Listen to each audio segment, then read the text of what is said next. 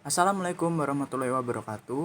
Halo semua, perkenalkan saya Rizal Pratama dengan NIM P13743434321 dari jurusan Analis Kesehatan, Program Studi Sarjana Terapan Teknologi Laboratorium Medik, Politeknik Kesehatan, Kementerian Kesehatan Semarang. Di sini saya akan menjelaskan tentang Pedoman Umum Ejaan Bahasa Indonesia atau biasa disingkat PUEBI. Nah, PUEBI sendiri adalah Pedoman Umum Ejaan Bahasa Indonesia yang berlaku pada 2015. Nah, isi dari PUEBI sendiri itu dibagi menjadi 4. Yang pertama yaitu pemakaian huruf, yang kedua penulisan kata, yang ketiga pemakaian tanda baca, dan yang keempat adalah penulisan unsur serapan. Nah, kita mulai dari yang pertama dulu yaitu pemakaian huruf. Pemakaian huruf ada huruf abjad, berarti itu ada 26 huruf dari A sampai Z. Yang kedua huruf vokal. Huruf vokal itu ada 5, yaitu A, I, U, E, dan O. Yang ketiga adalah huruf konsonan. Huruf konsonan itu ada 21, yaitu selain dari huruf vokal. Yang keempat ada huruf diftong. Huruf diftong adalah gabungan dari huruf vokal. Contoh dalam kata survei, E, I itu ada merupakan huruf diftong. Yang kelima adalah gabungan huruf konsonan. Sebagai contoh, kata khusus KH-nya merupakan gabungan huruf konsonan. Yang keenam adalah huruf kapital.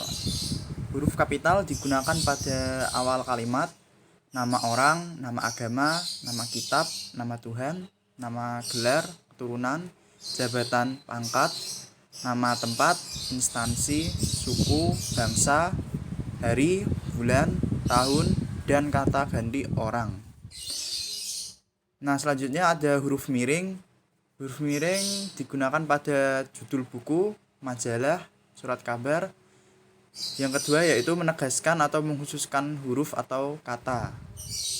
Yang ketiga adalah kata atau kalimat dalam bentuk bahasa asing. Nah, yang terakhir adalah huruf tebal. Huruf tebal digunakan untuk menegaskan bagian yang sudah ditulis miring dan bagian judul bab pada buku. Nah, yang selanjutnya ada penulisan kata. Penulisan kata yang pertama adalah kata dasar ditulis dalam satu kesatuan, contoh sempit dan lebar. Yang kedua, kata berimbuhan, baik berimbuhan di awal, tengah, dan akhir. Contoh mempersulit dari kata sulit. Yang ketiga ada bentuk ulang menggunakan tanda hubung, contoh anak-anak dan surat kabar. Yang keempat ada gabungan kata, contoh bertepuk tangan dan menyebar luaskan. Yang kelima ada pemenggalan kata pada di tengah huruf vokal, huruf diftong, di antara huruf vokal dan konsonan, di tengah huruf konsonan. Yang keenam ada partikel, yaitu lah, kah, dan tah. Sebagai contoh, bacalah dari kata dasar baca, dan berapakah dari kata dasar berapa. Yang ketujuh ada kata depan, yaitu di, ke, dari. Itu dipisah penulisannya. Sebagai contoh, di spasi mana menjadi di mana, dan ke spasi tengah menjadi ke tengah.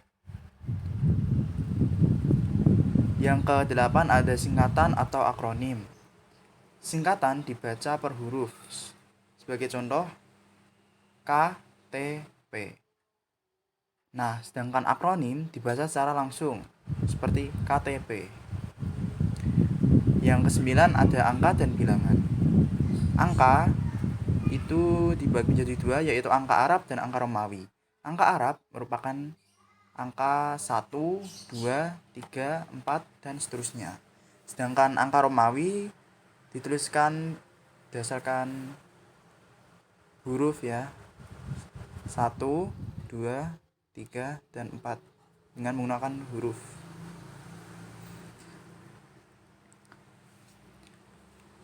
Dan yang ke-10 ada kata sandang, si, dan sang. Ditulis terpisah dengan kata yang mengikutinya seperti si raja dan sang putri.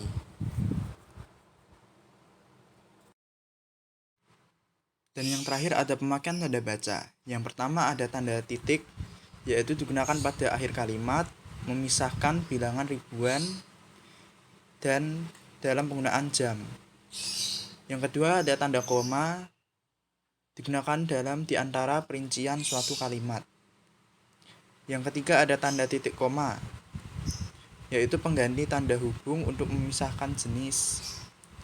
Yang keempat ada tanda titik dua, digunakan pada akhir perincian dan digunakan pada penulisan naskah drama percakapan. Yang kelima ada tanda hubung, digunakan untuk menandai bagian atau kata yang terpenggal. Yang keenam ada tanda pisah, untuk membatasi penyisipan kata atau kalimat, dan digunakan pada tanggal dan tempat. Yang kedelapan ada tanda tanya, digunakan pada akhir kalimat tanya.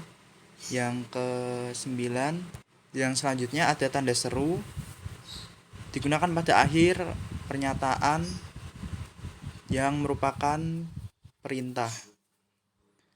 Selanjutnya ada tanda petik, digunakan untuk mengapit petikan langsung, judul, sajak, dan istilah ilmiah. Selanjutnya ada tanda petik tunggal, digunakan untuk mengapit petikan di dalam petikan lain. Selanjutnya tanda kurung, digunakan untuk mengapit keterangan dan memisah huruf dan angka.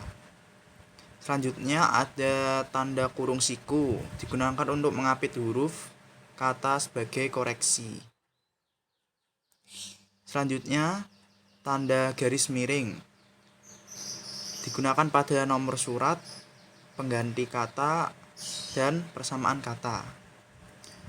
Dan yang terakhir ada tanda penyingkat, digunakan untuk menunjukkan penghilangan bagian kata. Baiklah, tidak terasa kita sudah berada di akhir video. Saya ucapkan terima kasih telah menonton video ini. Silahkan subscribe, komen, like, dan share. Wassalamualaikum warahmatullahi wabarakatuh. Sampai jumpa.